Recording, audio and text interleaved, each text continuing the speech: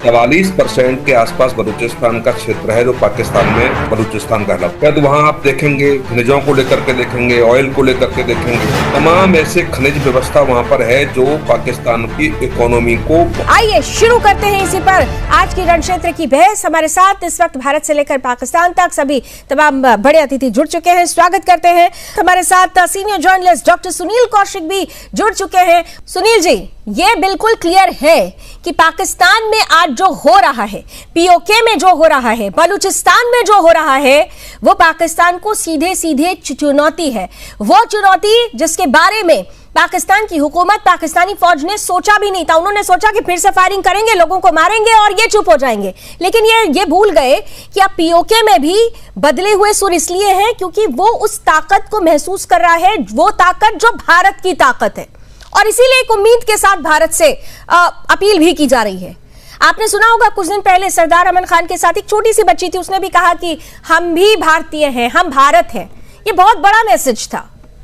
Doctor Sunil Kaushik. Lavani जी, पाकिस्तान के लोग अब समझने लगे हैं भारत के बारे में। पहले और अब के भारत में बहुत अंतर है, और जब से 2014 में मोदी जी की सरकार आई तब के बाद इस बात की चर्चाएं हैं कि भारत हमसे बहुत आगे निकल गया। इसलिए सबसे महत्वपूर्ण बात, चाहे बलूचिस्तान हो चाहे पीओके हो, तो दोनों की अहम स्थिति आप देखेंगे तो पाकिस्तान के लिए बहुत महत्वपूर्ण है। 44% के आसपास बलूचिस्तान का क्षेत्र है जो पाकिस्तान का 44% भाग बलूचिस्तान कहलाता है। तो वहां आप देखेंगे खनिजों को लेकर के देखेंगे, ऑयल को लेकर के देखेंगे, तमाम ऐसे खनिज व्यवस्था वहां पर है जो पाकिस्तान की इकोनॉमी को बहुत मजबूत करता है। और वहां के लोगों को मिलता क्या है? वहां के लोगों को धिक्कारा जाता है, वहां के लोगों को मारा जाता है, वहां के महिलाओं के साथ बलात्कार किए जाते हैं। तो ये जब ऐसी स्थिति दिख रही है वहां के लोगों को, और अभी नहीं दशकों से यदि आप समीक्षा करेंगी लावनी जी, तो यही सब चीजें देखेंगी कि पाकिस्तान की सरकारों ने बलूचिस्तान और पीओके के साथ किया क्या है। पूरे क्षेत्र को आप देखेंगे कि चाइना के साथ मिलकर के जो कॉरिडोर बनाया, वहां के लोगों को बेच दिया।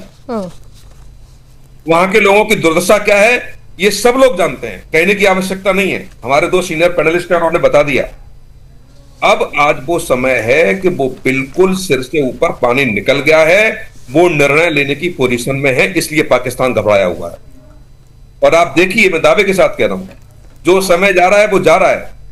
बलूचिस्तान और पीओके पाकिस्तान से दोनों अलग होंगे, इसे पाकिस्तान की सरकार नहीं रोक सकती है। पाकिस्तान की सरकारों ने क्या किया, पूर्व प्रधानमंत्री के साथ क्या किया, ये सब लोगों ने नहीं देखा। महंगाई का क्या स्थिति है, सब लोगों ने नहीं देखा। बेरोजगारी की स्थिति पाकिस्तान में क्या है, ये सबको पता है। यदि ऐसी स्थिति में भी बलूचिस्तान और पीओके के लोग सड़कों पर हैं, तो उसका कारण सिर्फ पाकिस्तान की सरकार है और वहां की आर्मी है, इसमें कोई दो राय नहीं।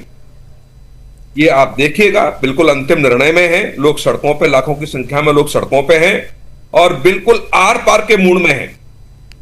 जो होगा सो देखा जाएगा। और ऐसी स्थिति में पाकिस्तान की सरकार हो या पाकिस्तान की आर्मी हो, घबराई हुई है। वहां के सोशल मीडिया हैंडल आप देखिए, वहां के तमाम विपक्षी जो राजनीतिक दल हैं उनके नेताओं के बयान आप देखिए। निश्चित तौर से वहां की आर्मी और वहां की सरकार को कटघरे में खड़ा कर रहे हैं। वहां की आर्मी और वहां की सरकार